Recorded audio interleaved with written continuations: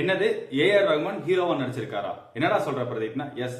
So என்ன படம் தான் நான் கேக்குறீங்க? சோ கண்டிப்பா சொல்றேன். Welcome to mister review. நான் உங்க பிரதீப். 30 days 30 மூவி சேலஞ்சில் இன்னைக்கு டே 10. சோ நீங்க நம்ம பார்க்க போற படம் என்ன? கிஷோர் டைரக்ஷன்ல அரவிந்த் சாமி and Vijay Sethupathi and Aditi so இவங்க நடிச்ச படம் தான் காந்தி டாக்ஸ். படத்தோட கதைகள் என்னன்னா, விஜய் சேதுபதி மும்பைல ஒரு சிட்டிக்குள்ள வாழ்ந்துட்டு இருக்காரு. அவருக்கு வந்து வேலையும் இல்ல அண்ட் உடம்பு சரியாத அம்மாவை அவர் பார்த்துட்டு இருக்காரு. சோ இவர் வேலைக்காக நிறைய பக்கம் இன்டர்வியூ போனாலும் அங்க வந்து லஞ்சம் கொடுத்து வேலையை வாங்கிடுறாங்க. சோ இதனால அவர் ரொம்ப கில்ட் ஆகி எப்படியாவது பணம் சம்பாதிக்கணும்னு சொல்லி நல்ல வழியில ட்ரை பண்ணி பார்க்கறாரு. பட் அவர் கிடைக்கவே மாட்டேங்குது. ஸோ தீய வழி சூஸ் பண்ணும்போது அவருக்கு அது செட் ஆக மாட்டேங்குது.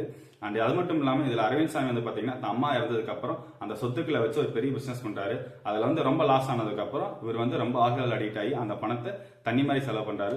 ஸோ இது ரெண்டுலயுமே இவங்க ரெண்டு பேருக்கும் ஒரு மணி நீட் தேவைப்படுது. ஸோ இந்த மணி இவங்க ரெண்டு வாழ்க்கையில எப்படி விளையாண்டுச்சு. ஸோ இதான் இந்த படத்தோட கதைக்களமா இருக்குது.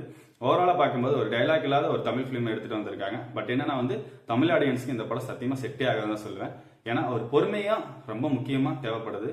ஸ்கிரீன் பிளேல வந்து ஒண்ணுமே இல்லை. ஃபர்ஸ்ட் ஹாஃப் ஆகட்டும் செகண்ட் ஹாஃப் ஆகட்டும் ரொம்ப லேகு ஸ்லோ சுத்தமாவே செட் ஆக மாட்டேங்குது.